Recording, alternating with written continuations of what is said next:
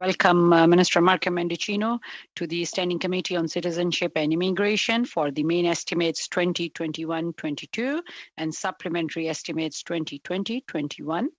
I call this meeting to order. Welcome everyone to meeting number 18 of the House of Commons Standing Committee on Citizenship and Immigration. Given the ongoing pandemic situation and in light of the recommendations from health authorities as well as the directive of the Board of Internal Economy on January 28, 21, to remain healthy and safe, all those attending the meeting in person, please maintain physical distance of at least 2 meters from others, wear a non-medical mask when moving in the meeting room, and preferably wear a mask at all times, including when seated. Maintain proper hand hygiene by using the provided hand sanitizers at the room entrance and wash your hands well with soap regularly. As the chair, I will be enforcing these measures for the duration of the meeting, and I thank all the members in advance for their cooperation. Welcome, Minister Marco Mendicino. The committee will hear from the following witnesses today: Honorable Marco Mendicino, Minister of Immigration, Refugees and Citizenship.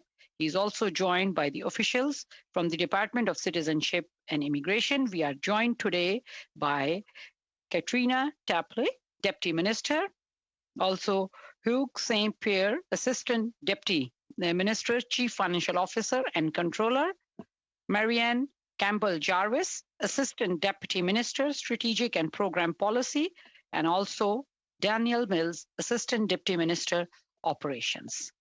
With this, we will start our meeting, and I would request Minister Mendicino to please give your opening remarks. You will have 5 minutes for your opening remarks.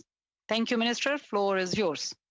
Thank you, Madam Chair and members of the committee. I'd like to acknowledge that I'm joining you from the traditional unceded territory of the Algonquin Nation.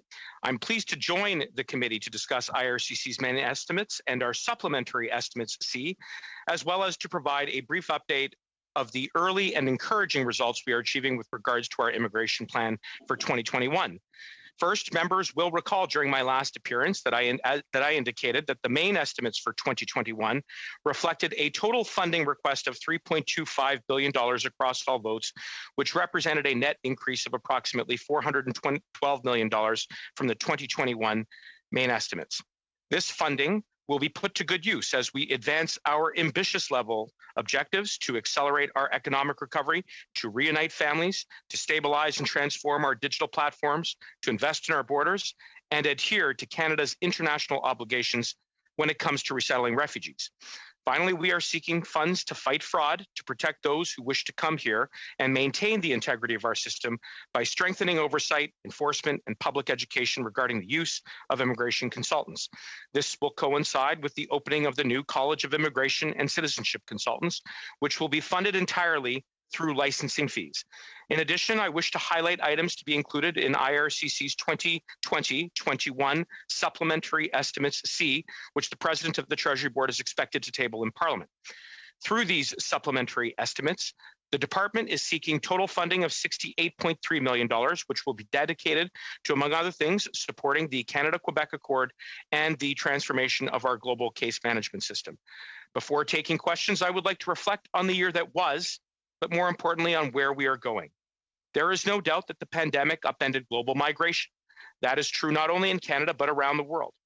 But I want to assure members of this committee that since day one, IRCC has been rapidly adapting, innovating, and evolving to better serve Canadians and those who wish to come here. We've added resources and personnel, opening a new office with 62 new jobs created in Sydney, Nova Scotia just last week. We're going more digital, transitioning more of our services onto digital platforms, and we've created groundbreaking new pathways for permanent residency in recognition of the exceptional contributions of those immigrants who are already here and those who look forward to welcoming newcomers in the future. Nous numérisons les demandes sur. We are moving to a digital application system that is simple and accessible to better service Canadians and all those who hope to come to Canada. Modernization Our immigration system means that we will be better tooled to benefit from our advantage that we have in Canada, that will be better adapt also to face changes in the world, and will be in a better position in order to attract the best talent globally. To that end, the fund that we're looking for completes my vision for an immigration system that one day will be entirely digital. Further, IRCC has implemented several initiatives to allow certain categories of applications to be processed virtually. And as a result, we've been able to improve processing rates in many categories over the past few months. As Canadians have adapted to the new reality, so have we. We're beginning to hold asylum interviews remotely. We've welcomed nearly 50,000 new Canadians at virtual citizenship ceremonies, and recently became the first country in the world to offer citizenship testing online.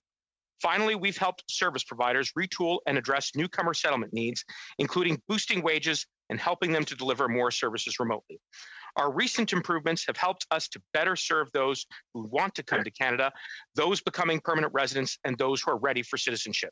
But we're just beginning. We will continue to break new ground as we deliver on our immigration levels plan. With travel restrictions due to the pandemic still in place, we're seizing the opportunity to engage the immigrants who are already here, who are working or studying. Their status may be temporary, but their contributions are indeed lasting. These exceptional measures across all categories, economic, family, and protected persons, will offer those already hard at work in Canada the chance to stay permanently. Madam Chair, the funds we seek will address IRCC's priorities and my mandate commitments from the Prime Minister.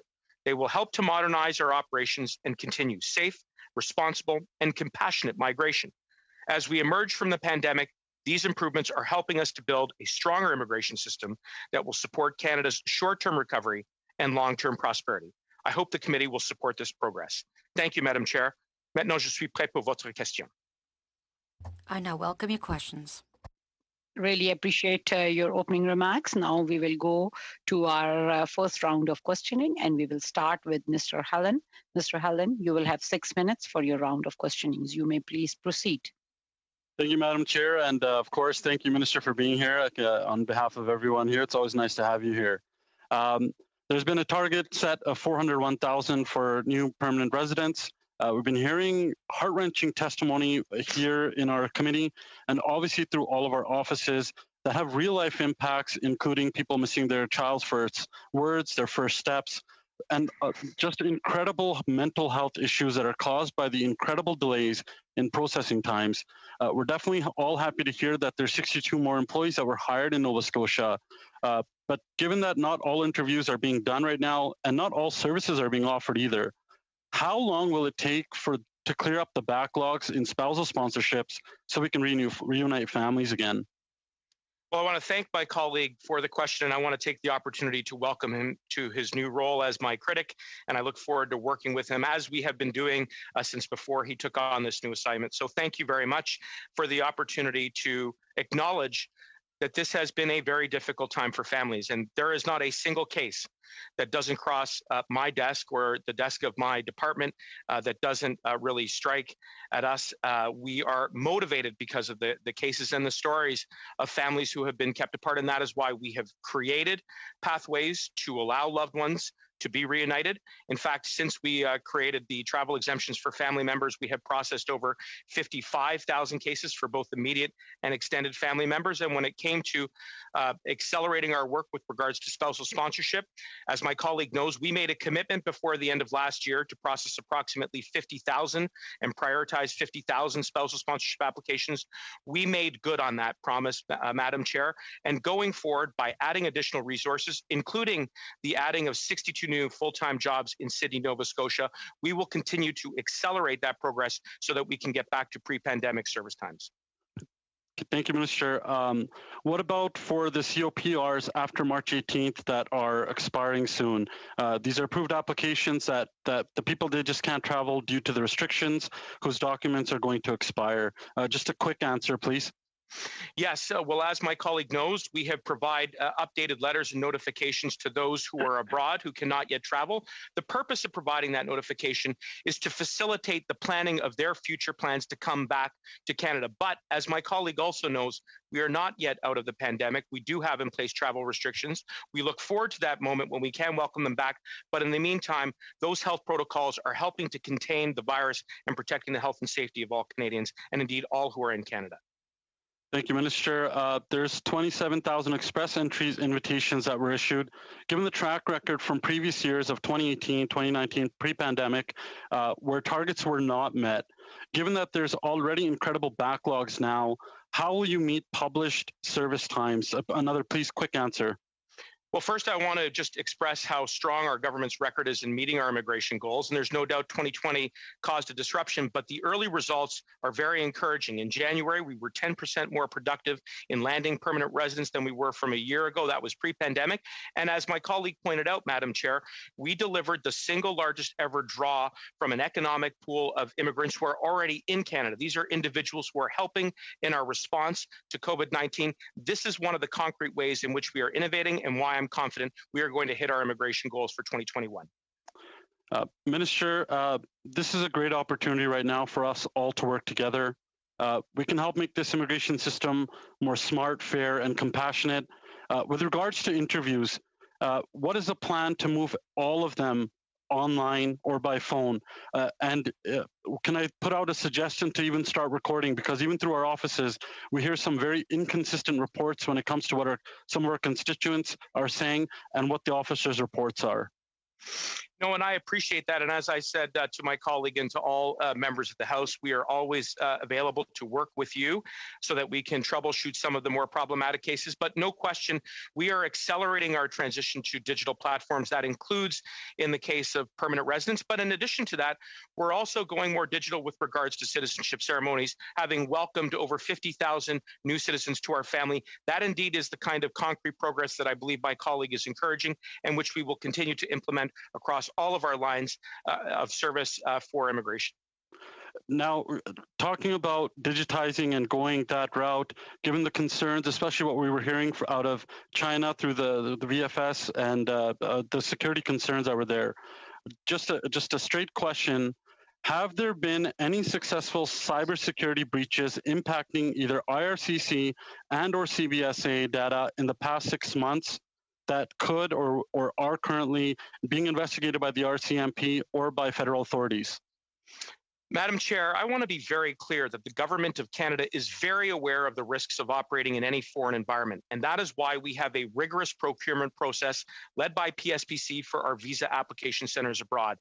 That is a security personnel who are vetted prior to being hired by contractors and subcontractors. That is why we ensure that equipment used to upload information related to our visa processes is encrypted and then erased after services are rendered. And that is why we regularly carry out audits to ensure compliance. Taken together, I want to assure my colleague we have put in place the protocols to manage this and to protect all information. Respectfully, Minister, I just wanted to ask before my time is up. So to be clear, there have been no data breaches in your knowledge in the past 6 months with regards to IRCC or CBSA. And as I was just about to conclude, we have put in place the protocols, we have implemented audits, and all of our audits have come back and have not revealed any breaches of privacy.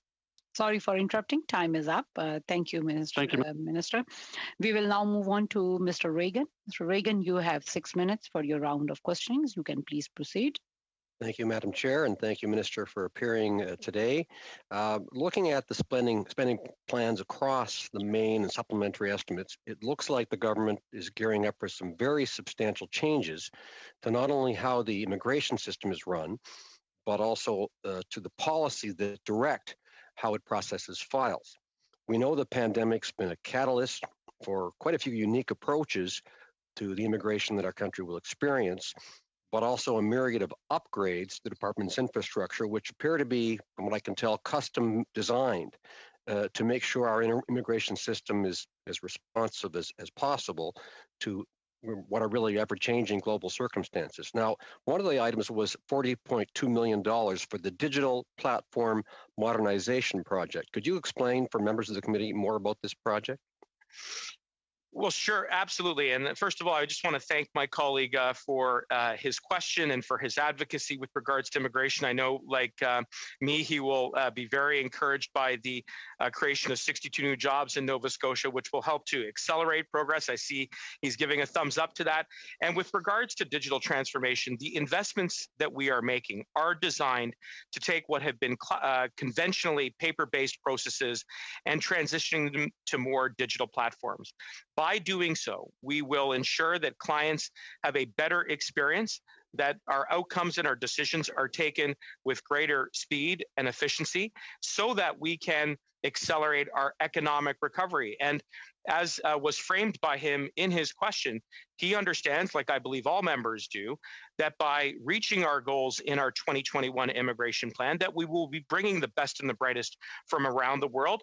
Certainly in the context of a pandemic, we have the opportunity to look at the domestic temporary immigration pool that is already in Canada.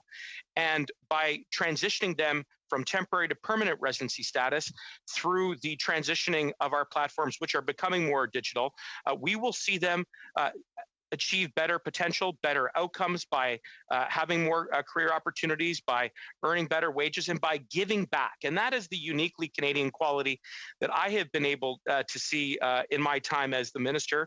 I have seen newcomers who have come to Canada with hopes and dreams and aspirations, who are working very hard, but who are most importantly helping us to give back in the midst of the pandemic by transitioning to digital platforms, by making these investments in our supplementary C. We will achieve those outcomes more quickly. Thank you very much. Madam Chair, through you to the Minister, we've heard quite a lot about processing times and whether the government's response and adaptations to the really immense challenges posed by the pandemic will actually be enough to address the effects of the stops or the pandemic-related processing halts throughout the immigration system. And a particular point that we've heard about, including here in my riding of Halifax West, has been about the rate at which spousal sponsorship applications are being processed. I know the government's been working hard, and you've been working hard to optimize this process, most recently with the commitment to make nearly 50,000 decisions by the end of 2020. Can you provide us with an update on the most recent directive to reunite families? With pleasure. And let me begin by saying that our government believes that loved ones should be together during the course of the pandemic. And we have taken great steps and have made great strides to achieve that goal by prioritizing spousal sponsorship applications. As you pointed out in your question, we made a commitment to prioritize the processing of 50,000 spousal applications by the end of last year. We delivered on that promise. And going forward, by investing in the additional resources, including the 62 new jobs, which we have created in Nova Scotia, by taking more of our processes and going online, and by creating that policy flexibility that not only allows those who wish to come to Canada and to establish themselves here on a permanent basis, but also to come to be with their loved ones during the pandemic in through the corridor of the COVID travel exemptions, where we have processed over 55,000 decisions over the last number of months. We are living up to that value of reuniting families despite all of the challenge posed by the pandemic. So we have made great progress. We know there is still yet work to do. I know that there are always cases that we're hearing about, and as is always the case, our heart goes out to them, but we work with you. We work with all members to try and resolve them as quickly as we can. And this year will be a banner year for reuniting families. Thank you, Minister. I know that you mentioned immigration consultants. I know my time is short, by the way. And you mentioned the College of Immigration Consultants in particular, which of course is I think an important initiative to create the bill that was passed, of course, to create this regulatory body. Can you give me an update on where that is in terms of proclamation? And also, I see there's $8.9 million in the estimates, the main estimates for protecting people from unscrupulous and fraudulent immigration consultants. So how will that be used? Well, we will use those funds to both implement new systems, including the creation of a college to set a high standard of professional conduct for immigration consultants who are there to provide support to newcomers who wish to navigate our immigration pathways. And the pandemic has taught us that certainly vulnerable populations, including newcomers, who must overcome systemic barriers when it comes to language and finding job and getting an education and schooling for their children or for themselves as they retool, is critically important. And so by creating this college sorry for interrupting, Minister. Time is up. We will have to move on to Madame Normandin. Madame Normandin, you can please proceed. You have 6 minutes for your round of questioning. Merci beaucoup, Madame. Thank you. Thank you, Mr. Minister, to be with us. It's always appreciated. I will go by category. First of all, qualified workers in Quebec. The admissibility for 2020 was 22,000, but we heard that there were a bit more than 11,000 people who were admitted. Has the minister prioritized people who were already in Quebec? Thank you for this question. First of all, we collaborate with the government of Quebec. As you know, the government of Quebec is the one that chooses the level of immigration every year. But at the same time, on our side, we create pathways to welcome foreign workers in order to support the economy in Quebec. We will continue to collaborate with the government of Quebec to reinforce the economy. I don't want to interrupt you, but my question is yes or no. Were people who already are here prioritized? Yes or no? As I said to Madam Chair, we work together with the government of Quebec to welcome these people, not only temporary workers. I'm sorry, I'm going to go to my next question. Minister, in the answers we got today, it was mentioned that qualified workers in Quebec saw a stop in the demands, and before the pandemic,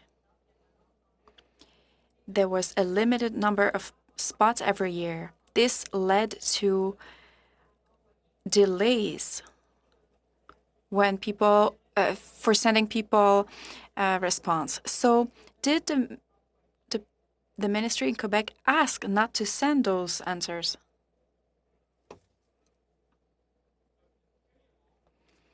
First of all, like I said, we work together with the government of Quebec, even on this topic. I have a good relationship with the minister in Quebec. The first goal is to work together with them to help bring immigrants that can help the economy. And I have an example. In the agriculture sector, we continue to support foreign workers to support agriculture in Quebec. That's a very strong example, and we'll continue to do that. You are not answering my question. The federal government says that it is Quebec's fault, but the federal could have sent those answers. So why did the federal government not send those answers? No. On the contrary, we have a very constructive relationship with Quebec in terms of immigration. We have an agreement to transfer money and resources. This year, Madame Normandin, the Government of Canada will transfer more than $600 million. That is good for immigration, for protection of French language in Quebec, and French language everywhere in Canada. That is progress for both of our governments. Okay, since I did not receive an answer, let's go to my next question. There were discussions with the Minister of Public Safety. Since last year, non-essential trips are not cancelled, but people who receive a confirmation of residencies since the 18th of March cannot come. This is not a trip, this is a move, and these people want to respect the rules. So what can be done so that these people can establish themselves quickly in Canada? First of all, I want to clarify that answers were sent to everybody, by the way, about your last questions. And when it comes to your last question, sending notification is to support planning for immigrants that want to come to Canada in the future. This supports immigrants who want to come or plan to come to Canada in the future. Thank you. Concerning sponsorship, since October 2020, is there a bigger number of people who receive visitor visas? Yes or no?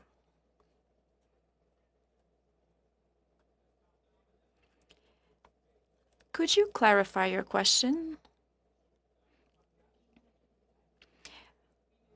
Yes. There were directives given on the 30th of October 2020 on the analysis of double intention. Is there now a bigger number of positive responses for visas ever since? I will clarify the answer during this meeting at some point. We can come back to that after that. Your time is up. Now we will move on to Ms. Kwan. Ms. Kwan, you have 6 minutes. You may please proceed. Thank you very much, Minister, for coming to our committee.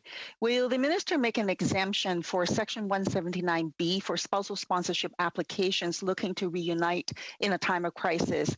The fact that they have a sponsorship application should be enough by way of collateral, as they wouldn't want to overstay their visa and put their PR application in jeopardy. This has been a very straightforward ask by the separated loved ones during the most of the pandemic, and requires a change only in regulation, which is within the minister's power. Well, Ms. Kwan, as you know, I think I agree with the spirit of that request, and that is why we issued a clarification to our officers. And where there are cases where dual intent is in question, I'm happy to work with you to see them through to a resolution where we can. Well, I'm looking for actually a policy change as opposed to case-by-case solution. So I think that the minister should look at changing the regulation so that we don't need to keep on having this conversation.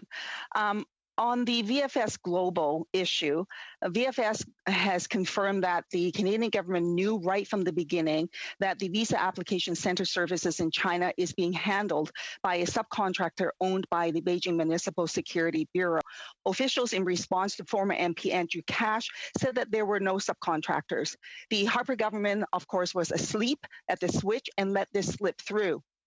But in 2018, the contract was renewed by the Liberal government and no changes were made. Why didn't the government do their job to properly review these contracts? How can Canadians feel confident in the government with their due diligence on these contracts if these important details keep falling through the cracks? Ms. Kwan, I share your concern around the risks of operating abroad. And as I said, that is why we put in place a rigorous procurement process that requires the vetting of every person that works for both contractors and subcontractors. They are screened to a reliability status. That is the same status that is applied to those government officials that work in our embassies and consul general offices that perform a similar function. We also consult broadly across government to ensure that the equipment that is installed is Thank you, Minister. I'm going to pause you here because even in that Sorry vetting, for interrupting. you did not realize. Ms. Kwan, if you can allow asking a question, please allow Minister to answer it. Thank you, Madam Chair, but I actually get to decide on what questions I ask. And I hope that this intervention does not take time from I've stopped the clock. Thank you. But through that process, the minister's officials did not pick up on the basic fact that there were subcontractors. VFS Global confirmed that the subcontractors is a state-owned company, and even though VFS has failed to answer my questions about how many CCP members work for the subcontractor, I've obtained a copy of a report of a 2017 meeting of the Shushan CCP branch showing that they elected the deputy secretary of the party branch of the Shushan company. Chinese regulations require that the party secretary and chairman of the board of a state firm with 3 or more CCP members be the same person, and that the general manager position within a state company must be filled by a deputy party secretary. Chinese regulations also state that the first role of the directors or the executives is to execute the will of the party in performing their duties. That means Shushan Company, the general manager of the subcontractor doing visa application center work for Canada, is under the control of CCP. Effectively, Canada is letting the CCP to run and operate Canada's visa application center in China. Is this a concern for the minister? Did the minister in their due diligence pick this up? And given this regulation, will the minister take the immediate step to cancel the contract with VFS Global? Ms. Kwan, I want to reiterate what I said right off the top, and this is very important. We are soberly aware of the risks of operating in any foreign environment. And that is why every single person that works for our contractors in our visa application centers, as well as our subcontractors, is screened and vetted to a reliability status. More than that, we have in place the surveillance and video that is required to monitor every single interaction that requires uploading information and biometric information, which is sensitive. Once that information is uploaded to a government system, it is then erased. We monitor the compliance with those checks and balances, and we routinely conduct audits so that we can be sure that our immigration system has its integrity, and that we will continue to do, as well as monitor ongoing risks in that environment. Thank you, Minister. Is the minister aware that the subcontractor, the general manager, is a CCP member chosen by the Chinese government? Ms. Kwan, as I said, we will continue to vet. Sorry, yes or no? Is the minister aware at all? Ms. Kwan, I was in the process of trying to answer your question. And what I said was that we vet every single person that works for the visa application centers, as well as those who are subcontracted, as well as working closely with our partners, including at PSPC, who conduct corporate security checks with regards to the ownership of these contracts. And we will continue to monitor those arrangements as we go forward. Well, in that case, then the minister would have known that. Isn't that sufficient for the government to cancel this contract, given the fact that the government decided to cancel the X-rays that are being used in the embassies that are built by the Chinese officials or Chinese authorities? So isn't this enough for this contract to be canceled? If you were putting forward an application in that environment, would you not be concerned? Ms. Kwan, as I have said now on a number of occasions, I share your concerns, and we closely manage and monitor the risks. Sorry for interrupting, Minister. There. Time is up. We will have to move to our second round of questioning. We will start the second round of questioning with Mr. Soraya. Mr. Soraya, you have 5 minutes. You can please proceed. Thank you, Madam Chair, and thank you, Minister. It's always good to see you up here. Can you hear me?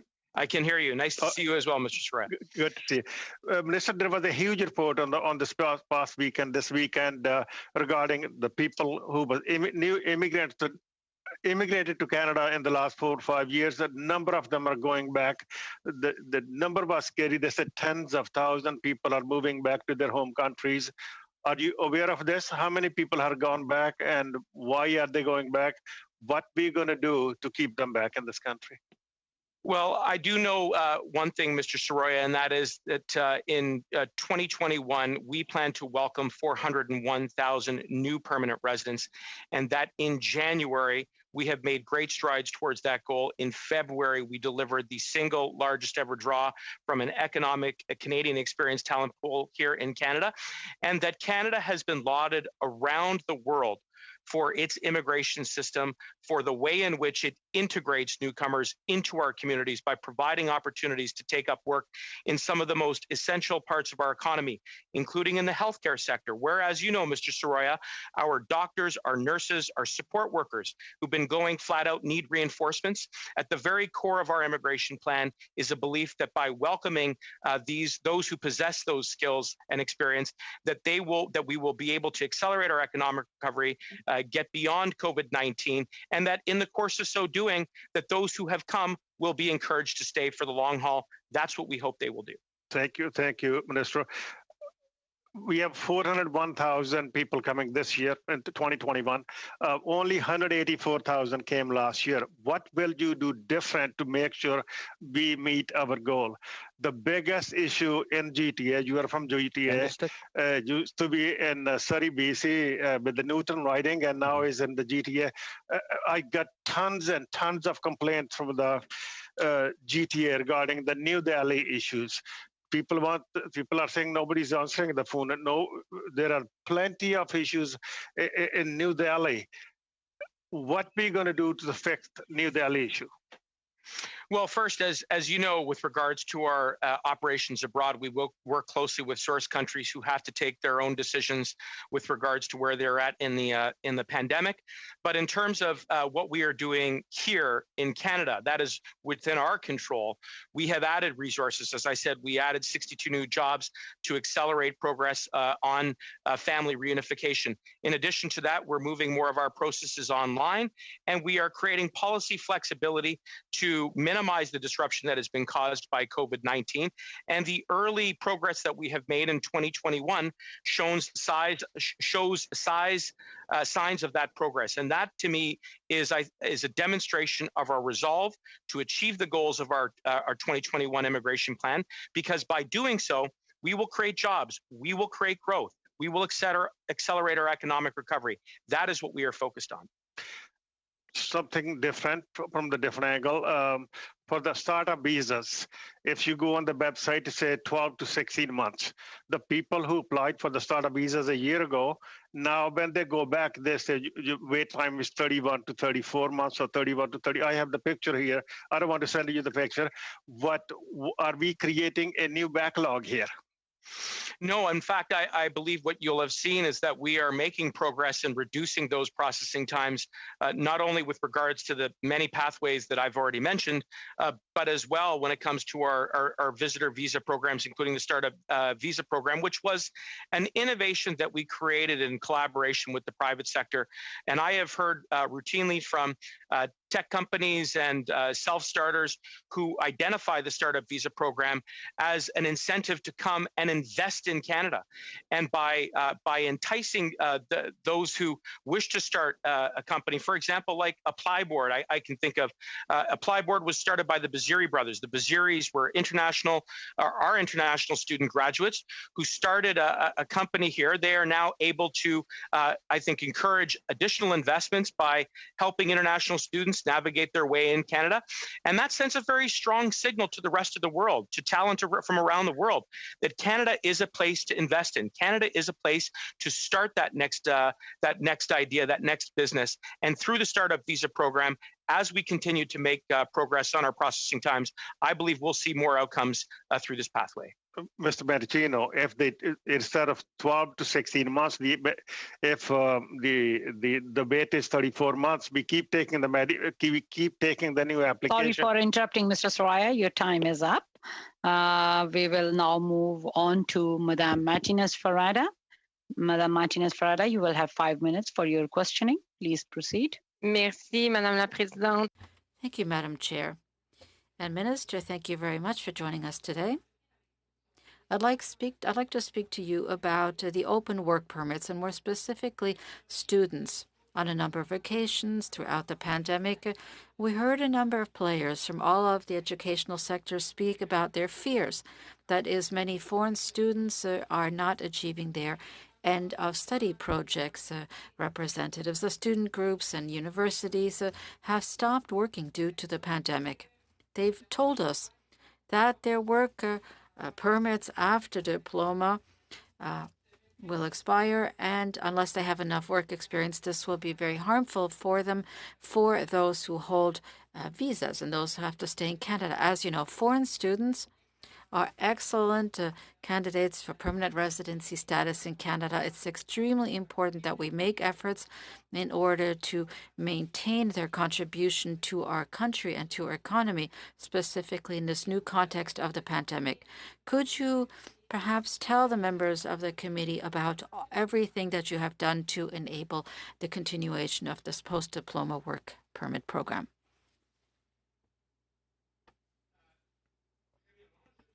First of all, allow me to say that I completely concur with my colleagues' comments.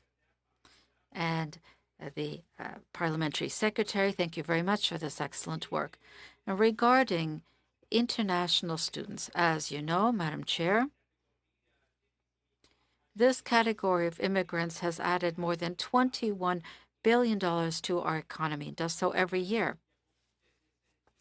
There are a great number of incentives to make investments and to continue finding means of supporting this class of immigrants.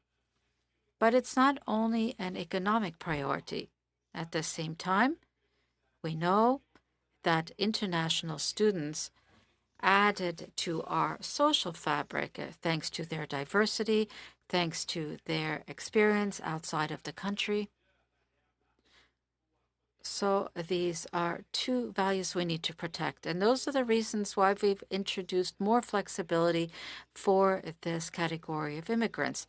For instance, we created more flexibility regarding the work permits. Students can begin their studies and their classes outside of Canada during the time when they're waiting to come back to Canada or to come to Canada to pursue their education. And in fact, we have created more opportunities to enable them to work on the virtual space in the digital world. So thanks to this initiative, we have two tangible examples illustrating that we're continuing to support international students. Thank you, Minister, for your answer. I'd like to speak to Hong Kong. During the study on Hong Kong, something struck us, is that there were a number of Hong Kong residents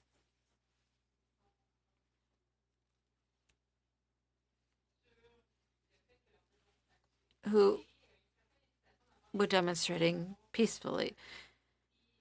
As well, there was the issue of whether or not the officers who were processing their files were aware of the rapidly evolving situation in Hong Kong. I know that the government invested in the Immigration Refugee Board, and I wonder if anything has been done to improve the flexibility, the decision-making ability of the board, etc. But have any changes been made to the board to improve the processing of these claims?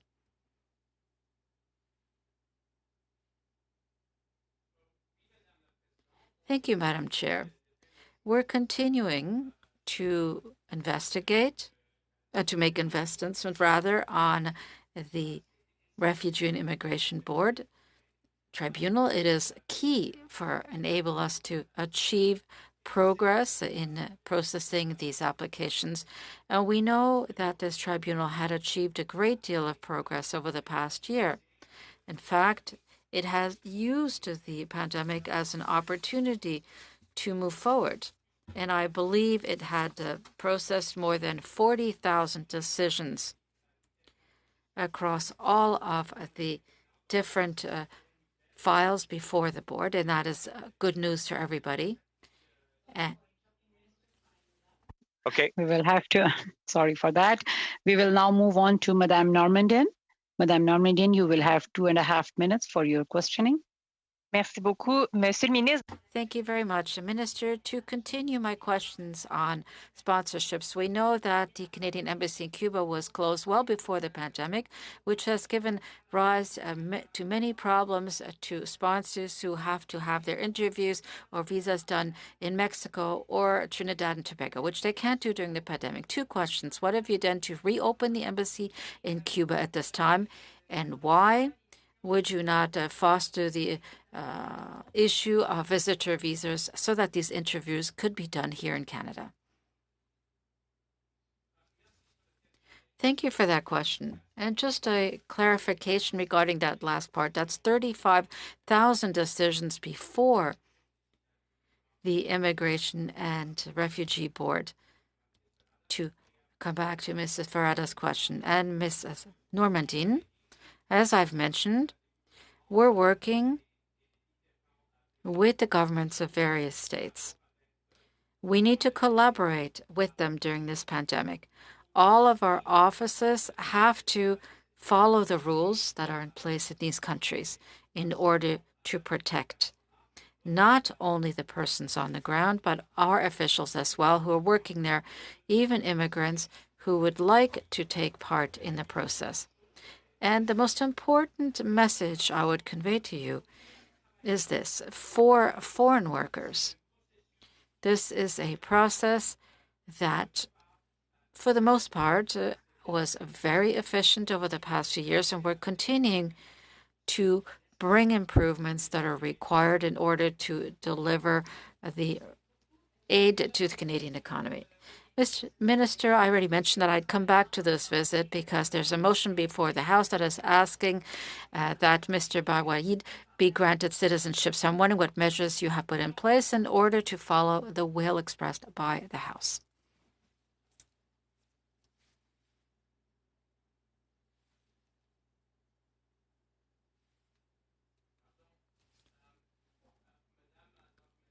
Ms. Normandin, as you know, the government full well understands that this is an issue regarding human rights. And I respect the opinion of the House as expressed within the context of this motion. And I'm working very closely. We will have to now move on to Ms. Kwan. Ms. Kwan, you will have 2.5 minutes for your round of questioning. Can you please proceed? Well, thank you very much, Madam Speaker. Chinese national law requires any organization operating inside the country to cooperate with intelligence services. And this applies to China's visa application centers as well.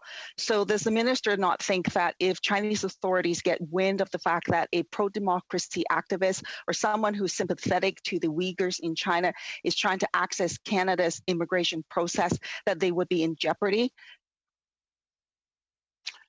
Well, again, I understand and appreciate the concerns as expressed by you, Ms. Kwan. That is why we put in place an asylum system to accommodate those who are fleeing persecution. That is one of the reasons why we seek logistical and administrative support abroad as we carry out our immigration processes. In fact, we believe that by outsourcing some of this work, we're enhancing the security for our clients who can take a better control over the way in which they upload their personal information to our systems. And we will continue to work very, very closely with our partners in government, outside of government, to ensure that people who are fleeing persecution have the opportunity to seek refuge in Canada. Well, it's not about refugees. It's about the visa application center process that could be in jeopardy. And the fact is, China has made mass arrests. People people's travel documents are confiscated. A pending legislation where authorities could stop people from boarding a plane or a boat without reason is about to become law. So time is of the essence. And so for the people of Hong Kong, will the minister expand immigration measures for the people of Hong Kong and put in refugee measures for them while they are abroad? Well, I appreciate the question. And the first thing I would say, as you know, is it's part of my mandate to create an additional pathway that provides refugee opportunities through for human rights defenders and for journalists. I would point out to the members of this committee that the allocated spaces for that pathway are already in our 2021 plan, and we are working very hard to design a policy that will implement that pathway. And Ms. Kwan, as I have said to you before in the past, we are exploring all ideas and options, including some of the ones that you have put on the table, and we will continue to uphold our asylum system to accommodate those who are fleeing persecution in that part of the world as well as everywhere else.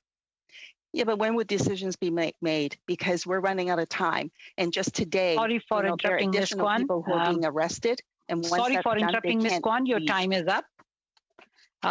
We will now move on to Mr. Hallen. For this round, Mr. Hallen and Mr. Dhaliwal after him will have 4 minutes each, and then we will end the first panel. So, Mr. Hallen, you have 4 minutes for your round of questioning. Thank you, Madam Clerk, and yeah, thank you again, Minister. So we were talking about digitization of the applications. Can we have a timeline of when this will happen? Because we have known from September there was an announcement. We haven't seen much movement in it, especially from what we're hearing in our offices. Well, first, I would say that we have seen progress in digitizing some of our most important lines of service, including, as I said, the Citizenship platform, where we've gone completely digital for ceremonies. We are increasingly scaling up that work when it comes to citizenship testing. And when it comes to permanent residence, as I said, we are piloting interviews. We want to be sure that we have the integrity and the security in those protocols. We've been having a great many exchanges on that subject matter to ensure that there's a high degree of confidence in our immigration system. We have to test those protocols, and then we will scale them up. But I'm confident that as a result of the investments that we're making in both the mains and the sub-C, some of which I've outlined in my introductory remarks, that we will see that work accelerate over the coming months and years. Now, when I asked the question in the last round, I didn't get a clear answer from you about how long it would take, just how long would it take for the clear up of the backlogs in spousal sponsorship so we can reunite families with each other again? Because you didn't answer how long it would take. No, I appreciate that, and I thank you for giving me the opportunity to come back to it. With regards to family reunification and spousal sponsorship, I'm confident that we are going to get back to one-year wait times by this spring. And in fact, the 62 new individuals who were hired in Nova Scotia will help accelerate our achievement of that goal. That is on top of the work that we have already done, prioritizing 50,000 spousal sponsorship applications prior to the end of last year, the 55,000 COVID family travel exemptions, which we've issued to date. Thank you, Minister. Yeah, respectfully, we did hear that in the last answer as well. I wanted to move on and also talk about just a case that relates to a couple of questions I was asking in the last round. Now, not all offices have all services being offered right now, and it's causing incredible hardships on people. And I'll give you an example. There is a mother here with her really young son. It's about 10 months old, and the husband is in India, and the application is with the NDVO. A DNA test was asked of that person. No DNA tests are being offered to be done in front of any officers in that office right now in India. It's causing incredible hardships. I deal with this person a lot, and it's a heartbreaking case. Can we get a breakdown, first of all, of what offices are offering what services and what are not being offered at this time in our offices? And second of all, when can we expect these services to be up and running so we can reunite families and get people back into Canada and contribute economically as well? Well, thank you for the question, and I will defer to my officials to explain in greater detail exactly which offices in India are back to full capacity and which are at limited capacity. And certainly, I am sympathetic to that particular case. I will continue to work with you in your office to see whether or not we can work through that case, but obviously I would not want to discuss the particulars or get into the specifics out of an abundance of respect for the privacy of the individuals in question. Well, we'd definitely like to have something we'd like to have some documents showing us what's happening now within our visa offices. With the dropping of the scores for the express entry, what kind of implications would dropping the scores have in your opinion? Well, we have our flagship in the express entry system, which is designed to align skill set to job vacancy or pressure in our local economy. That is a system that has been heralded around the world by the OECD and others. And by taking, I think, a more inclusive approach, we, I think, have the opportunity to facilitate the transition. Sorry for of workers interrupting. who Time is up. Sorry for interrupting, Point Minister. of order, Time is up. Madam Chair. Can we please have a document tabled to the committee with what services are being offered now in our offices across the board, and which ones are not? I'm certainly happy to have my officials work with you and Madam Chair and the clerk to provide the most up-to-date information. It is available online, but we're happy to provide that information to the committee. Thank you. Before we go to Mr. Dhaliwal, can I please request everyone to mute yourself if you are not speaking, because there were some background voices coming in the last few minutes. And now we will go to Mr. Dhaliwal. Mr. Dhaliwal, you will have 4 minutes for your round of questioning before we end the first panel. Thank you, Madam Chair. First of all, I want to thank the Minister. And Minister, I want to congratulate you on this express entry draw that has occurred. 27,232 workers are invited to apply for the PR. This is first time ever happened after PR Elliott Trudeau did something like this. Congratulations to you and the Prime Minister. My question is, how do you believe this 75-point express entry, the lowest ever, will signal the beginning of this new immigration strategy and new era of this government? Well, thank you very much for the question. And again, I want to thank my colleague, Mr. Dhaliwal, for all of his work in his community. I know he's a tireless champion for immigration, not only in British Columbia, but across the country. And with regards to that draw, what I believe it signals is that we are looking at ways to welcome workers who possess a range of skills on the continuum when it comes to meeting the urgent needs of our economy and offering them the opportunity to transition to permanent residency status. It is an opportunity that has been created by the pandemic. It is one that I believe will help us to address, for example, the needs in our healthcare system, but also in other areas, for example, in the building and trades, where we know that there are critical infrastructure deficits right across the country, not only in big cities, but in suburban Canada and right across rural Canada. So by taking an approach to this particular draw that was more inclusive perhaps than in some of the more recent draws, we are trying to act with great agility to address the urgent needs of our economy today. And certainly, I think going forward, we still look forward to that moment when we can welcome newcomers from abroad. But as we navigate the pandemic, we are looking internally, that is to the domestic temporary immigration talent pool that is already within our borders. And we see that there is a chance to offer them a pathway to stay here. That'll be good for them in the short term. It'll be good for our economy, and it'll be good for our long-term prosperity, because as you well know, Mr. Dhaliwal, we also have long-term demographic challenges that we must address. Immigration can't solve all of them, but it can help to move the needle in the right direction.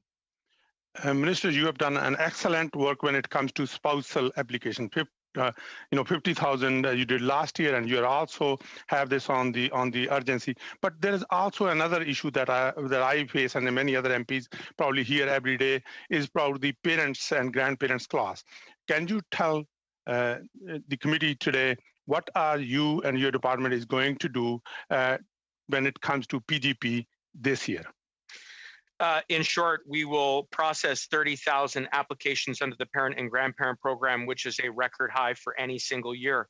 It reflects yet another way in which we are demonstrating our fundamental belief in reuniting loved ones and families despite the challenges of the pandemic. This on top of the work that we have done to reunite those who wish to visit their Canadian relatives here through the pandemic through visitor status.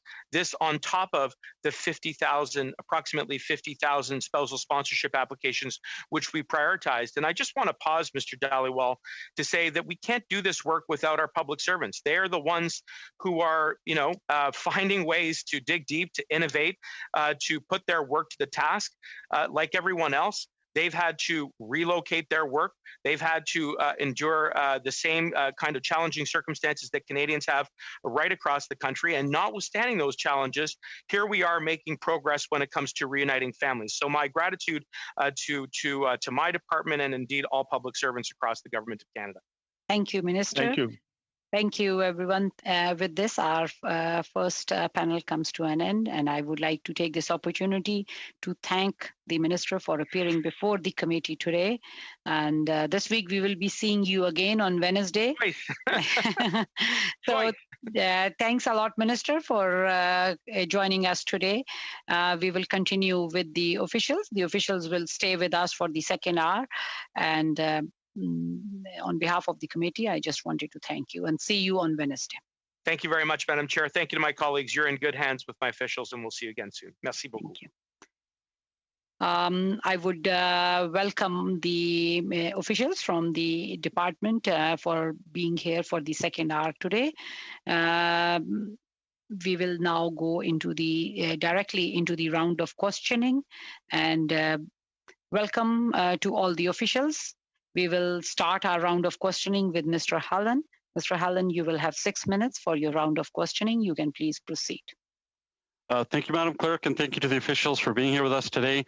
I wanted to elaborate a little bit more on after we get those tables, those documents tabled about what offices, what services are not being offered.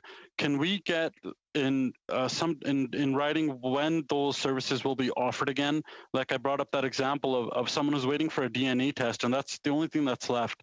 And it's absolutely devastating to hear that, because, or can we, move towards something like a private testing for those type of services that are not being offered? But first and foremost, can we get some type of up to date on what services are not being offered throughout our offices and when they'll be opened up? Thank you, Madam Chairman. Let me begin by wishing you a happy International Women's Day as well. And to the honorable member, congratulations on his appointment as our critic. And we look forward to working with you. And to your question, we are happy, as the minister has indicated, to provide what services are being offered at this time. I just caution that changes almost on a daily basis. And sorry to interrupt. I have on that. The question was also that can we also get a list of what services are not being offered, but like a timeline of when those will be opened up? Because I think there's a lot of confusion and definitely a lot of stress right now on people because of that. But when is it going to be opened up? Well, I would say that depends on country conditions, and I'll start there. But if we take the example of India, a lot of the services that were closed in India in 2020 have reopened now. Our visa application centers have reopened now. We have Canada-based staff back in all our offices in India. Definitely, but again, like the example of the DNA test, it's not being done, it's not being offered right now. So, those are real life impacts that are being because of these delays on opening everything up. And I appreciate the comment, and we're happy to look into this with you as well. So we can give you our best estimates on when things may reopen, but I would caution again, Madam Chair, this does depend on country conditions. Thank you very much. So the CRS scores of the lowest ranked candidate that was invited was 75 in this new program. The previous 5 draws for this class, the score never dropped below 431. Why has the score of the lowest ranked candidate dropped so significantly? And do you see any concerns with that? Thank you again. Let me just talk a little bit about that express entry draw in the Canada Experience class. So we believe well over 90% of everybody we drew in that class are here in Canada and are working. Everybody who got drawn in the round in February meets our minimum criteria. And I want to emphasize that point. I'd also point out that over 70% of those we drew had comprehensive ranking scores or CRS scores that were above 400. And that's a really, really high human capital score. But I will say again, everybody, including the lowest score, met the minimum criteria. It means they met language, they met Canadian work experience, and we are confident that we will continue to see good outcomes. Thank you very much. And now, given that we need a better economy coming out of this pandemic, I noticed that self-employed was not included in that category whatsoever, or they can't gain any points in that. Is there something we can look into so that we can have people who are self-employed, be included inside? Thank you for that. We do have a small self-employed category. Generally, people aren't in Canada when they apply under that, but we can certainly look at criteria that are there for the Canada Experience class. We're always looking to improve our operations, Madam Chair, and we can look at that. Now, I asked the Minister this question, and I want to be very clear on it again. To the best of your knowledge, are there any investigations, whether ongoing or that were there previously, of any type of security breaches to the IRCC or the CBSA going on, or that you know of that have happened in the last 6 months? Well, I can't speak for my colleagues at CBSA, Madam Chair, but data breaches at IRCC in the last 6 months, no, I am not aware of any. Thank you. Now, given that there was the big concern about the VFS in China, one of the other biggest concerns, on top of what Ms. Kwan was talking about, was that the people who are entering in this data are physically handling data. And what's to say that that data doesn't get leaked? Like, what are we doing? Because those are major concerns for people, that someone is still processing that data, and anything can happen with it. Like, what are we doing to ensure that that's not being leaked? Thank you. I want to come back to something the Minister said, which is we are soberly aware of the risks. So one of the risk mitigation measures that's there are information is now handled electronically as it comes in, and we have a number of other risk mitigation protocols in the visa application centers that are regularly monitored. And I'm happy to talk about what some of those are, Madam Chair, but I'll leave that to you. With this, time is up. Thank you, Deputy Minister, for your answers. We will now move on to Mr. Surrey. Mr. Surrey, you have 6 minutes for your round of questioning. You can please start. Merci, Madame la Présidente. Thank you, and thank you everyone for the testimonies. I would like to come back to what the Minister said at the end. Madame Tabali, I would like to make sure that you tell your staff how thankful we are to all IRCC staff. Some of them worked at home. It's difficult. They went through difficult times with their family, and there is a world pandemic with everything that's at stake. They really stepped up to the plate. So my first question would be the following. The Minister talked about 30,000 people for 2020 for parents and grandparents. How do you plan on reaching that target? It's the highest that has ever been put. Thank you for the question. And thank you for your comments. It's very kind. On parents and grandparents, we have a difficult task ahead of us. So we have launched a successful round or successful draw under the Parents and Grandparents Program, fully subscribed more than fully subscribed, and we are processing through those applications. So we're confident about inventory that we have. We continue to work through this in many cases or most cases. These are individuals who are able to land in Canada, who are able to travel and come to Canada. So as a result, we have put a priority on many of these applications. And I wonder, Madam Chair, if Mr. Mills would like to add some commentary to that. Oui, merci, Madame Chair, pour la... Yes, thank you for the question.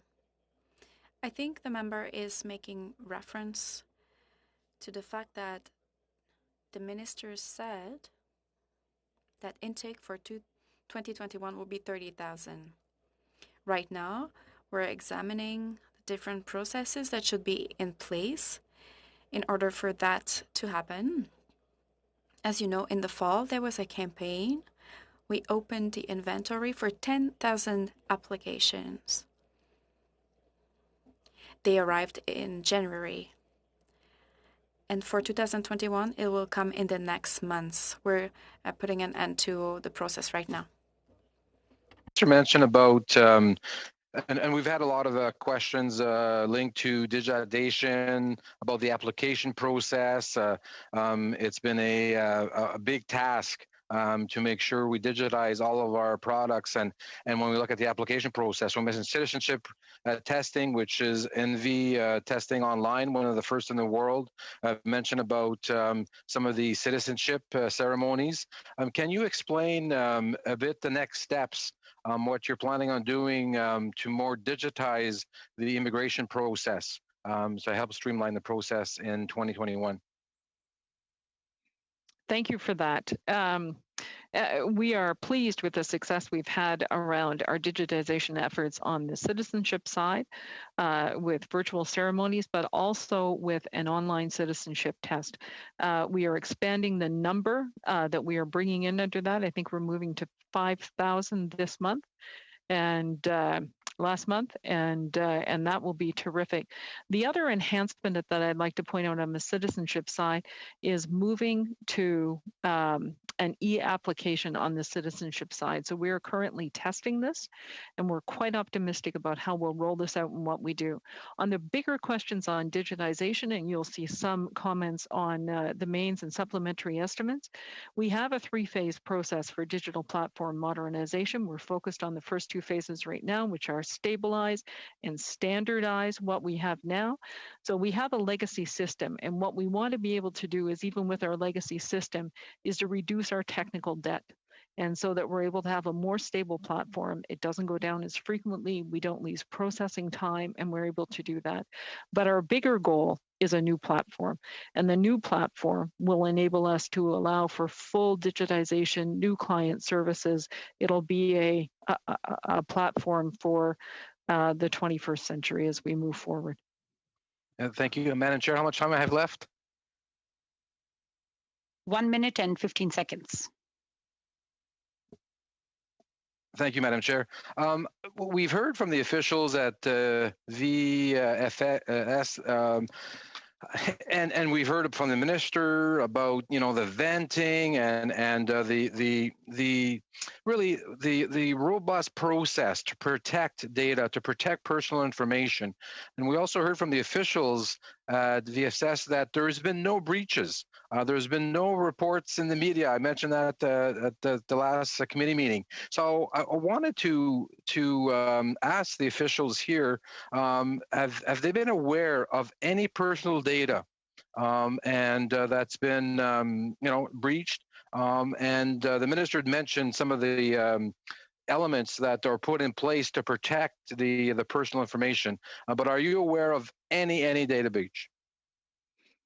Thank you. I am not aware of any data breach when it comes to this. I would add, Madam Chair, that we continually monitor, and as we do with all these application centers.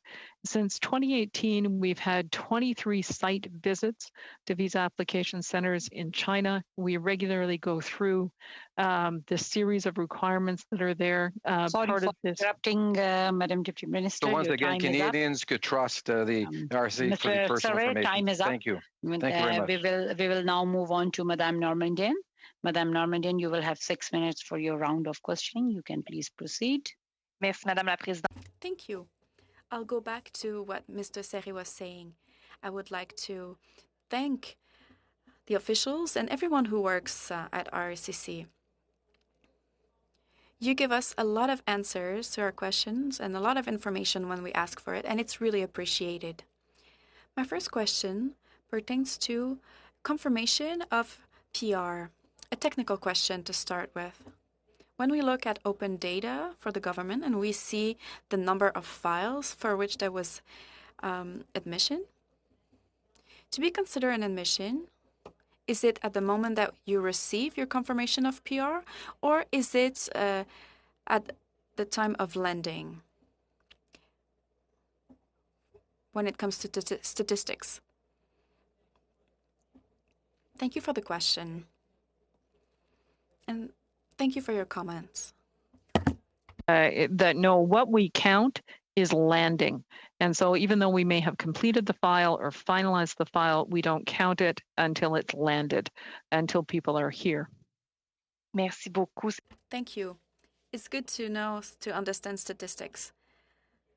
I would like to know if by any chance you have the exact number today of how many confirmations of PR have been given since March 18.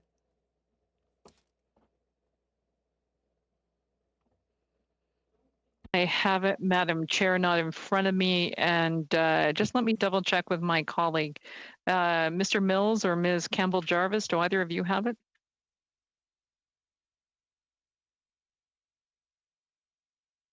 We'll have to get back to you on that.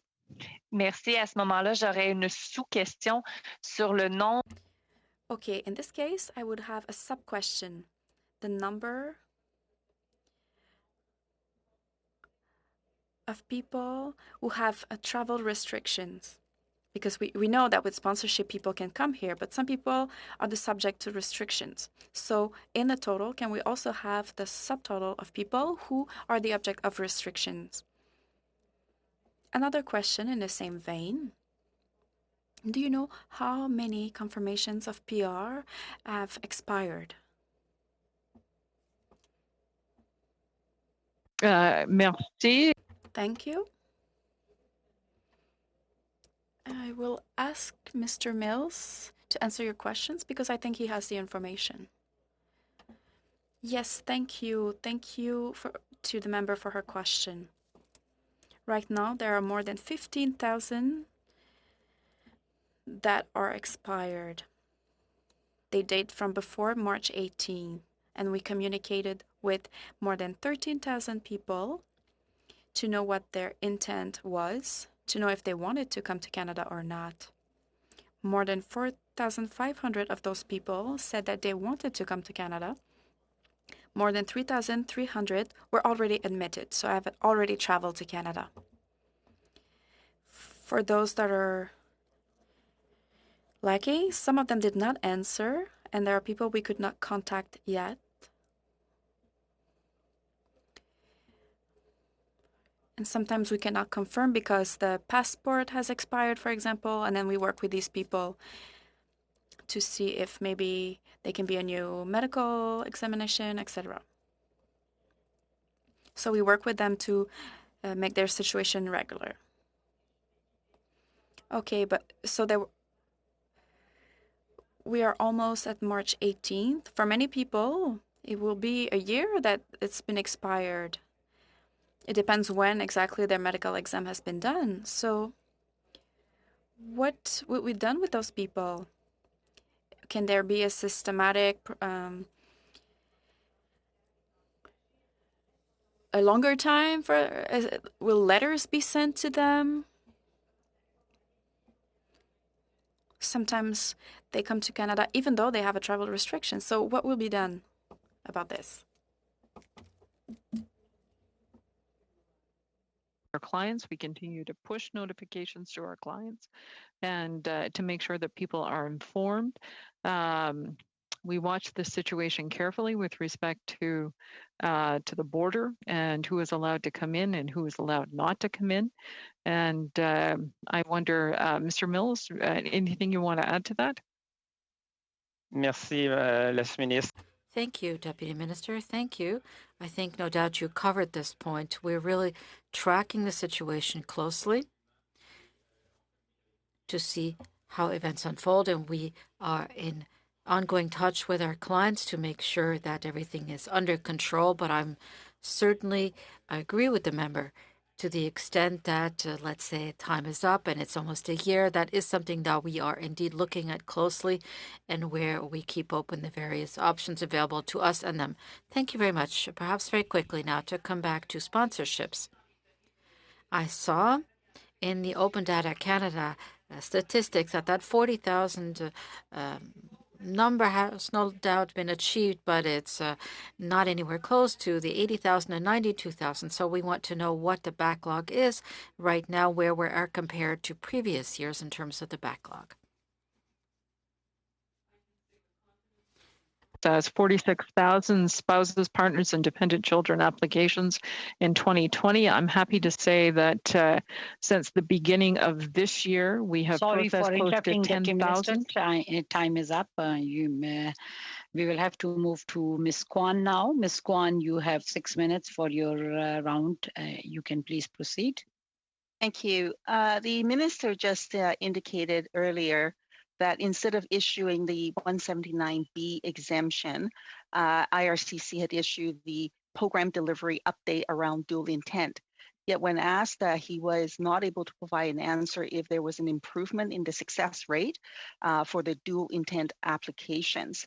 So could the officials tell us if that information is being tracked since the announcement was made around dual intent?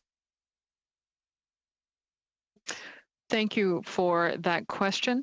Ms. Kwan, sorry, Madam Chair, for the honourable member, I wish I had a better answer for you on that. We announced this, as you know, in October, and so we're just trying to pull numbers together now on what effect we think this is having and whether or not this is facilitating better reunification.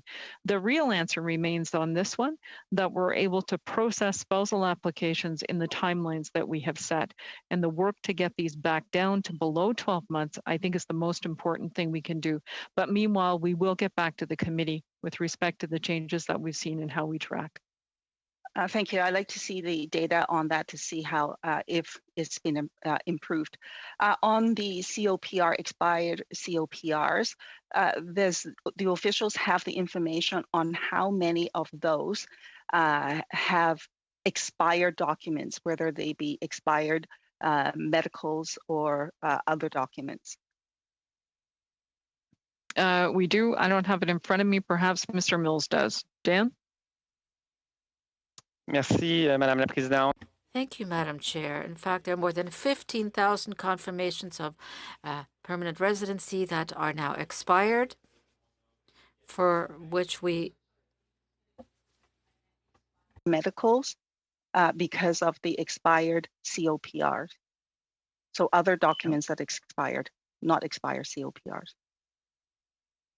Do you have that information? Non, Madame la Présidente, je vais devoir revenir. Madam Chair, I'll have to come back to the committee with that information. I don't have the details as to whether this is medical or whether this is the client's passports. So absolutely, we will come back to the committee on that. Information and in the categories separately so that we can have clarity on how many people have been impacted with expired COPRs and as a result are also struggling with expired medicals, expired passports, and other documentations.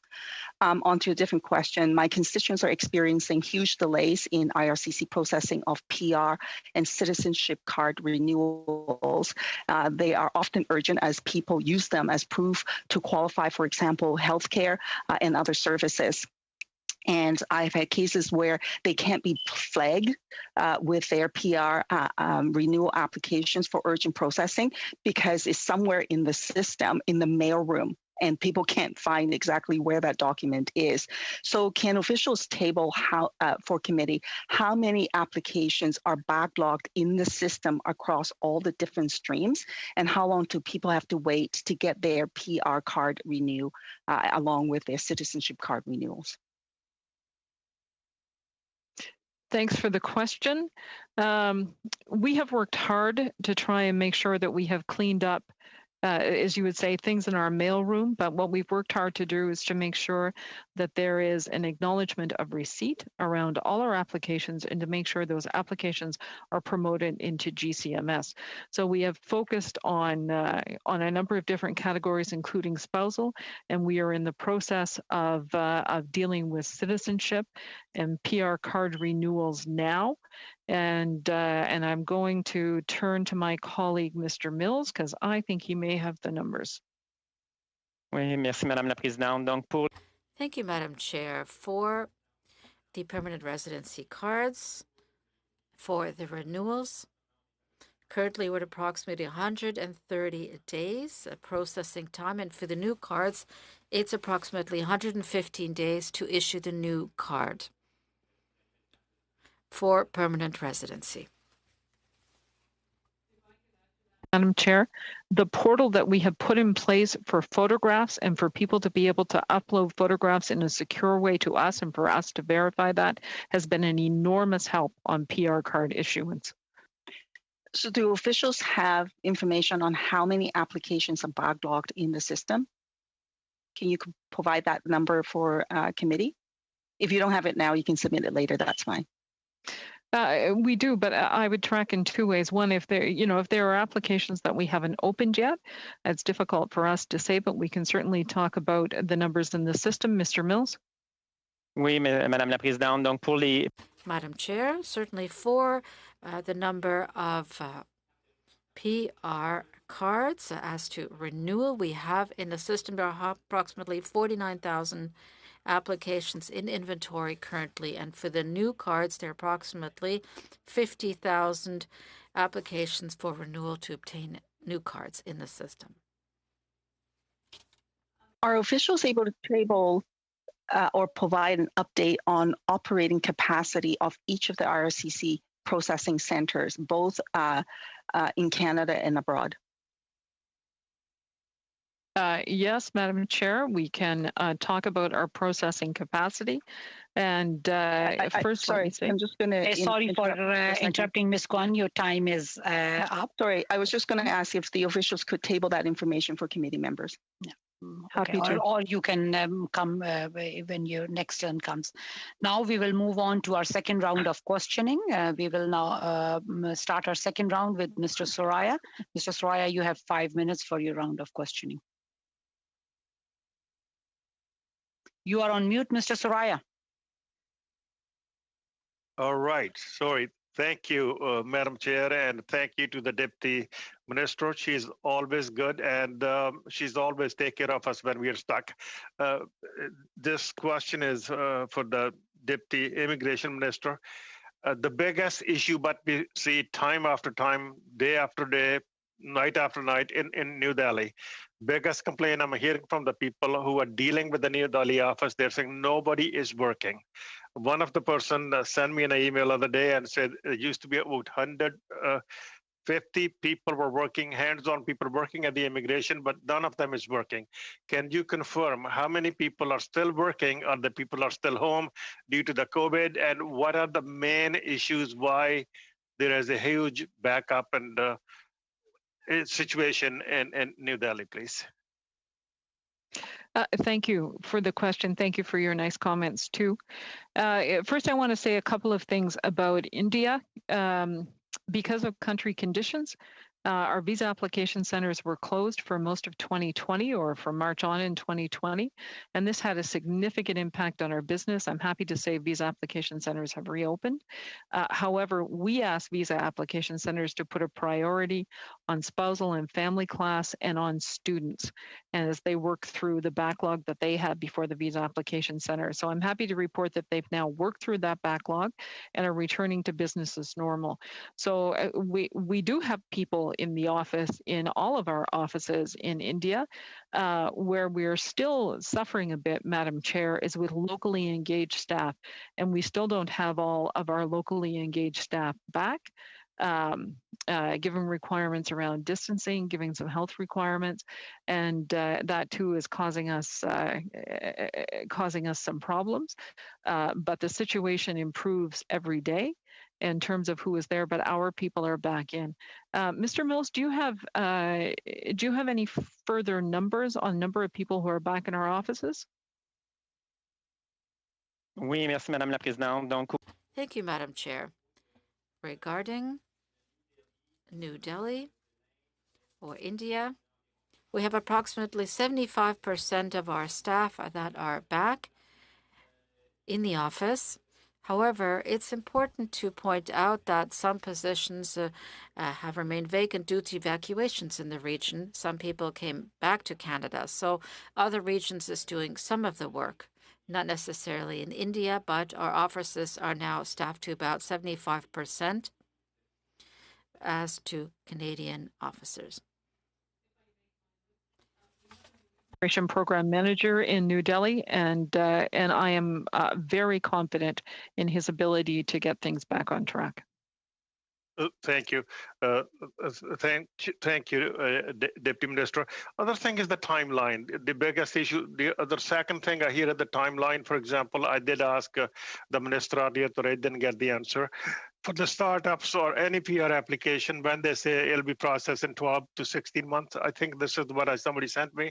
And a year later, when the person check on it, now it says 34 or 35 months. If I calculate it, that means we're going to start doing the backlog. Though somebody is still in the queue for 35 months, we keep taking the application for which people assume they're going to get it in the next 12 months, 13 months. Are you any concerned about the backlogs? If there is going to be a backlog at the end of the year, how long, how big there's going to be backlogs? Thank you, Madam Chair. I have many concerns about operating in this pandemic environment. My first concern would be how long the border will remain closed, because this affects a number of our PR applications in particular.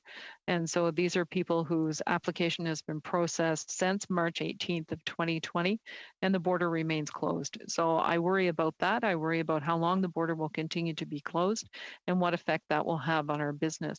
The other thing I worry about a little bit, Madam Chair, is we've been very generous with people in terms of extending timelines on how long they have to submit materials for us, because we recognize that it's difficult for people to get some of those materials due to local country conditions.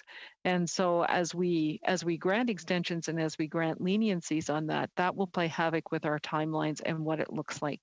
I think I would be a little more concerned about backlog if we didn't have generous immigration levels for the next 3 years. So with 401,000, 411,000, and 421,000, Sorry for interrupting, Deputy Minister. Time is up. We will now move on to Ms. Dillon. Ms. Dillon, you have 5 minutes for your round of questioning. You can please start. Thank you to our witnesses for coming to committee this afternoon. One thing we hear a lot about is the AORs that need to be sent to immigration applicants.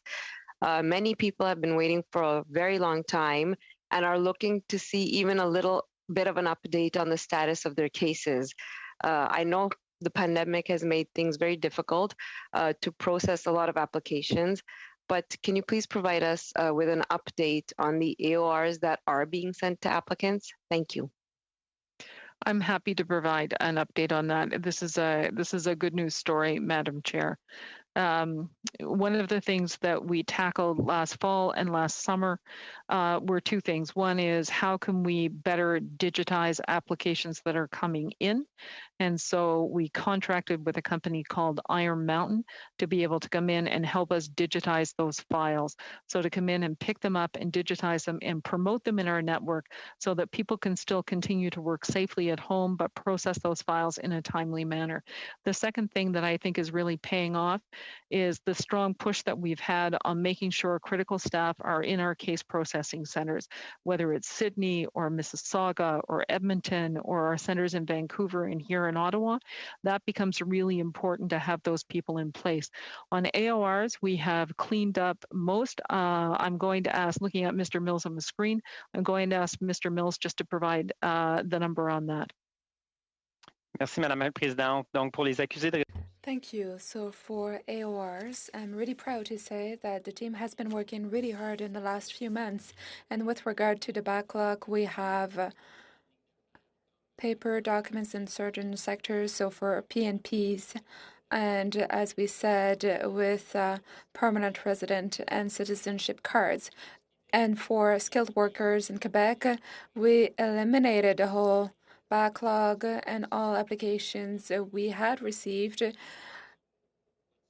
have been sent and a modified AOR in December, and we've done the same for applications in January and February. So people who have sent in an application recently or during the pandemic should have received AORs for most sectors. As I said, there are still a few to be sent, and we are working hard to get rid of this backlog and to make sure that people at least receive an AOR for the applications they have sent to us. That. And it's also a follow-up question regarding this matter.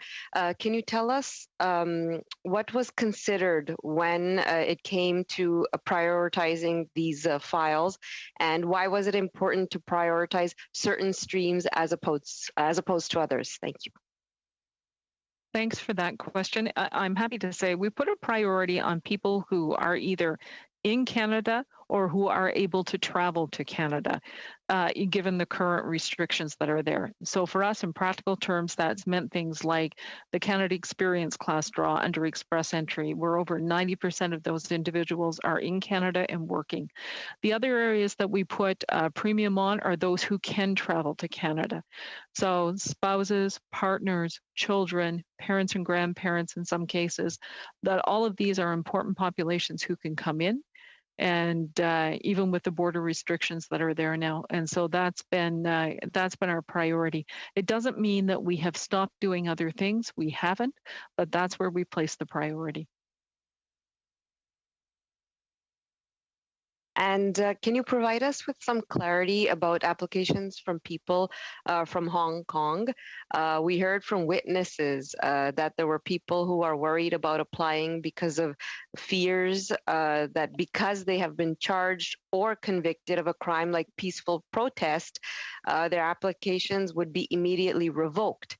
Can you confirm for us the process for reviewing an application in regard to criminal inadmissibility, especially when it comes to these matters? Thank you.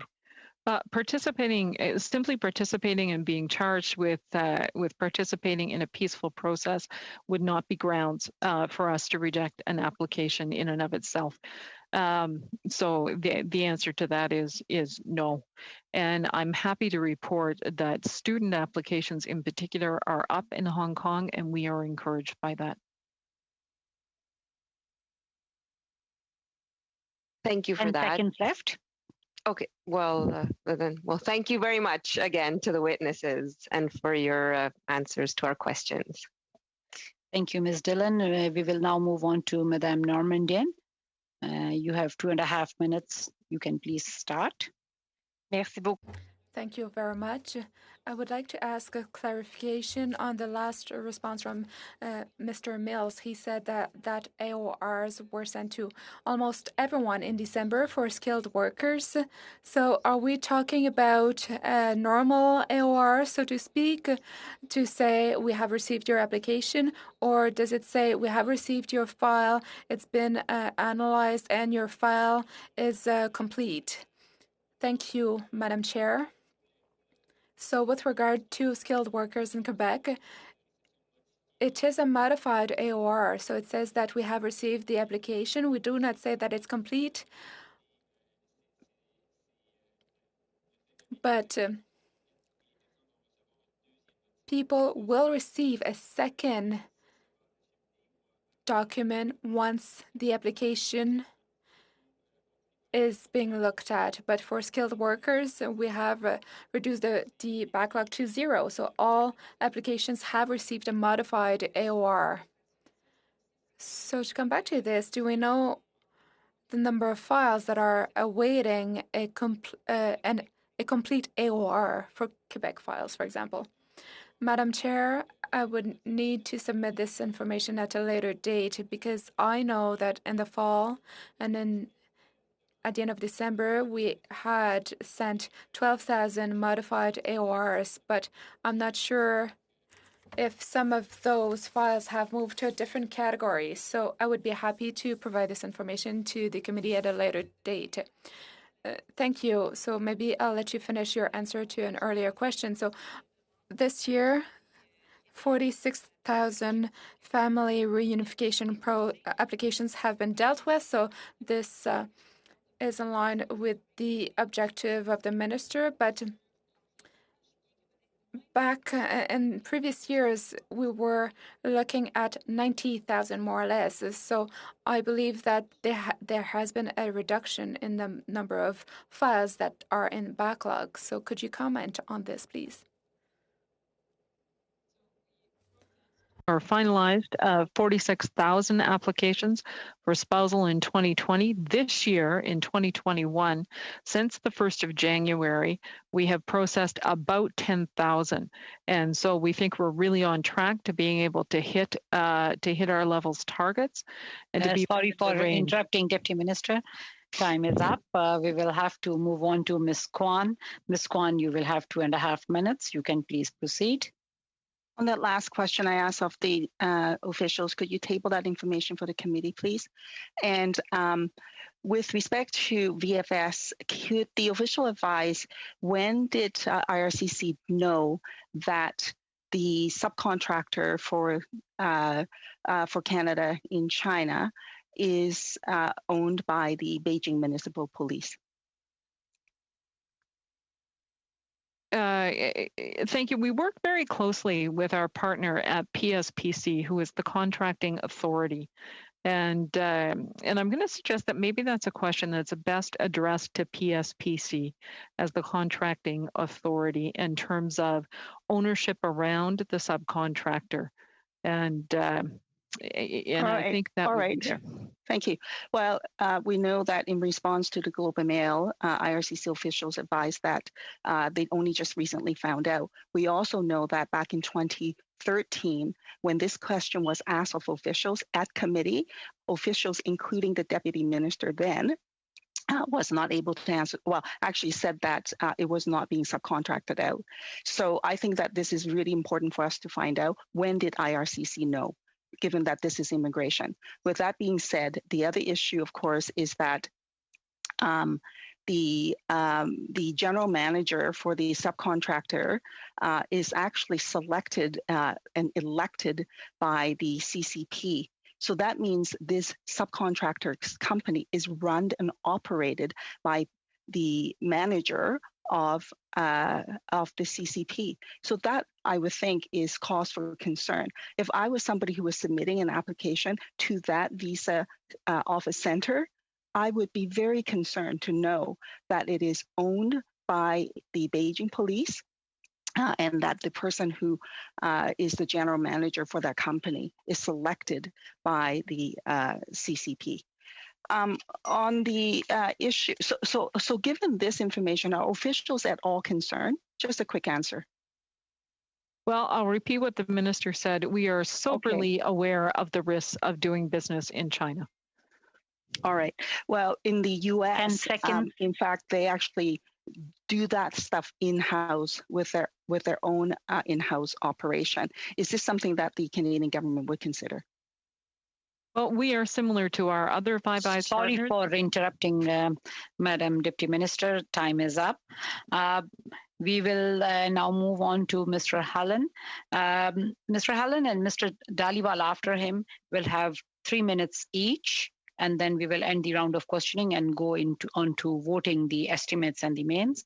So I would request Mr. Hallen to please proceed. Madam Chair. So on February the 13th, there were 27,000 invitations, as we know, through express entry to the Canadian Experience class. Previous draws averaged about 3,500. The 2019-20 service targets were not met. And now we're piling on more applications on top of that. How is our IRCC going to process all of these applications within the standard processing time, especially considering the current delays? Well, one of the nice things about the Canada Experience class is these individuals, by and large, are in Canada.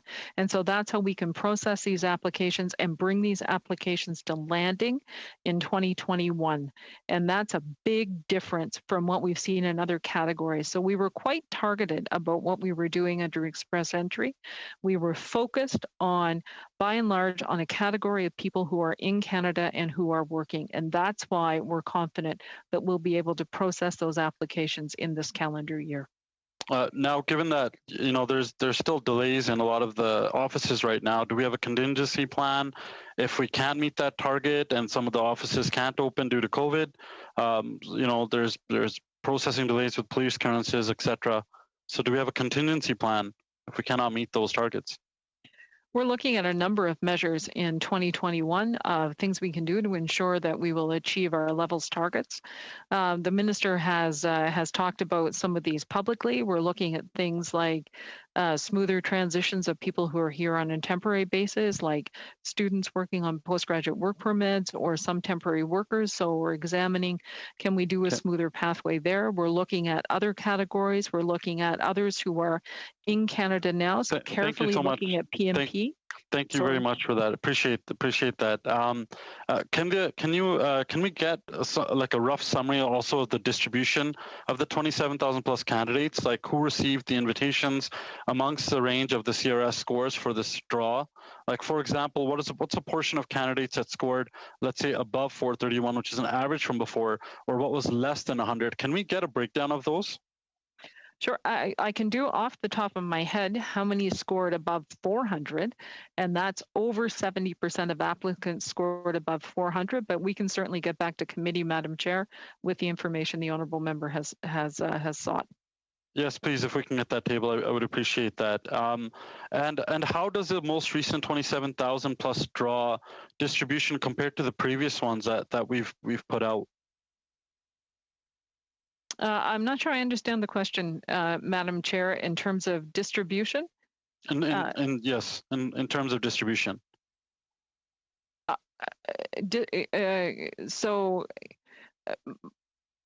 I'll come back to distribution across a points range. Yeah, like when it comes to the scores, like compared to before. So before, the honourable member was correct in terms sorry for interrupting, Deputy Minister. Time is up. Maybe if you want to provide information, you can provide. Yes, if we can get that table, please. Yeah, thank you. Now we will end our round of questioning with Mr. Dhaliwal. Mr. Dhaliwal, you will have 3 minutes for your questioning. You can please start. Thank you, Madam Chair. On this International Women's Day, to you, the leadership of our Deputy Minister and all women across the globe, happy International Women's Day, and thank you for all the great work that women do in our society every day. Madam Deputy Minister, I'm going to carry on with Mr. Sroya's question, my friend on the other side, about the Delhi office. With the very little staff that they have, as our office is the busiest in Canada when it comes to immigration cases, they are doing a great job. I have no questions about the work that they have done during the pandemic. Our office was very impressed with the work they've done. But what are you going to do to meet their requirements that they have when it comes to staff levels? Because all the FC1, the spousal applications, and FC4 PGP applications are all paper applications. And thank you, Madam Chair. Thank you for your nice comments on International Women's Day as well. For those paper applications who are coming in, I'm happy to talk about what we have done over the past year. So the pandemic hit us hard when we sent staff home, particularly in our case processing centers. This was not a labor force that was equipped to work from home. As many of you know, we operate 2 shifts and sometimes 3 shifts a day in our case processing centers. where we have computer equipment that is bolted to the wall. And so getting this workforce equipped and able to work from home has been a struggle. I'm happy to say that it is working well at the moment. And finding the balance between the number of people we need in the office, in our case processing centers, to be able to make sure that we can smoothly work through those paper files, get them promoted into the system, and then be able to process them. So I'm happy to say that a lot of the delays and a lot of the challenges we saw mid-2020, we have overcome. It doesn't mean it's easy, but the work around digitization of those files with Iron Mountain, the work around critical staff in all our case processing centers, and Sydney, Cape Breton, Sydney, Nova Scotia, because it has been it has been in a better COVID zone than some of the rest of our case processing centers. We've really been able to keep numbers, relatively speaking, high. And all of that has played in to being able to promote spousal and family class files and to be able to work them through the system. And so I'm confident that going forward, and that's what we've seen already on spousal files this year, that we're moving those files through back now at what was a pre-pandemic pace. Madam Deputy Minister, those 30,000 applications, largest ever since 2006. Sorry for interrupting, Mr. Dhaliwal. Your time is up. I had a very good question to ask. No, maybe next time. So with this, our round of questioning comes to an end, and we will have to go on to vote on the supplementary estimates as well as the main estimates. So I will start with voting on the supplementary estimates. Shall vote 1C under Department of Citizenship and Immigration carry? Carried. Seeing no objections, carried. Shall vote 5C under Department of Citizenship and Immigration carry? Carried. Yeah, Carried. Madam Chair, on division. We'll approve on division. Okay, I will have to request the clerk to please take the vote on. Point of order. I don't think, Madam Chair, I don't think you have to do that if the opposition is agreeing to it carrying on division. Or if the you don't need okay, vote. Okay. Sorry. Thanks, Mr. Reagan, for letting me know. Vote 5C under Department of Citizenship and Immigration carried on division. Shall vote 10C under Department of Citizenship and Immigration carry? On division. Vote 10C under Department of Citizenship and Immigration carried on division. Shall vote 15C under Department of Citizenship and Immigration carry? On division. Okay, vote 15C under Department of Citizenship and Immigration carried. Shall vote 20C under Department of Citizenship and Immigration carry? On division.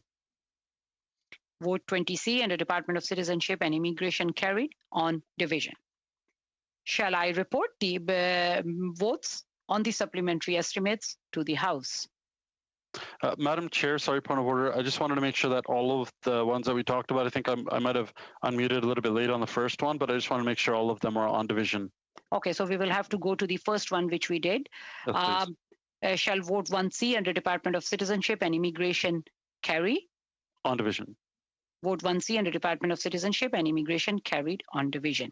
So shall I report the votes on the supplementary estimates to the House? Right way, Madam Thank Chair. you. Thank you. I will report them. Now coming to the voting on the main estimates, 2021, 2022, shall vote 1 under Department of Citizenship and Immigration carry? On division. Vote 1 under Department of Citizenship and Immigration carried. Shall vote 5 under Department of Citizenship and Immigration carry? On division. Vote 5 under Department of Citizenship and Immigration carried on division.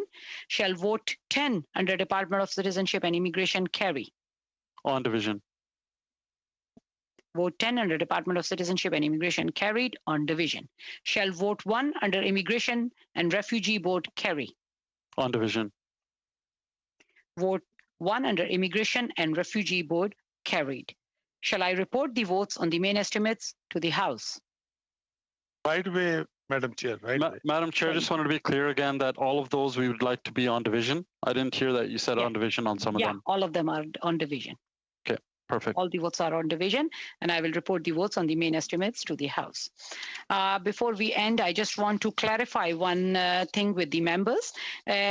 VFS Global submitted written responses to questions and requests which were done by Ms. Kwan and Mr. Chiu in the meeting. I just want to have members' input if the follow-up documents should be made public on the committee website or not.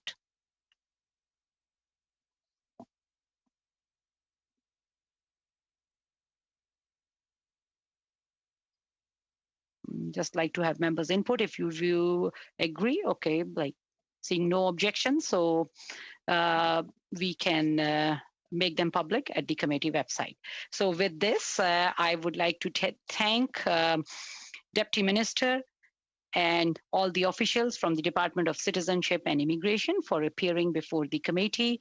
Happy International Women's Day, Deputy Minister, and thank you for all the work which you are doing on behalf of all Canadians. I know it has been a difficult year for everyone trying to adjust to new norms, but all your officials have been doing an amazing job. So big thank you to everyone. Happy International Women's Day to all the women members, committee members also. Thank you for your leadership roles, and thank you for all what you are doing on behalf of your communities. Many young girls are looking at you, seeing you representing themselves in the House of Commons in Ottawa. So with this, the meeting comes to an end. The meeting is adjourned.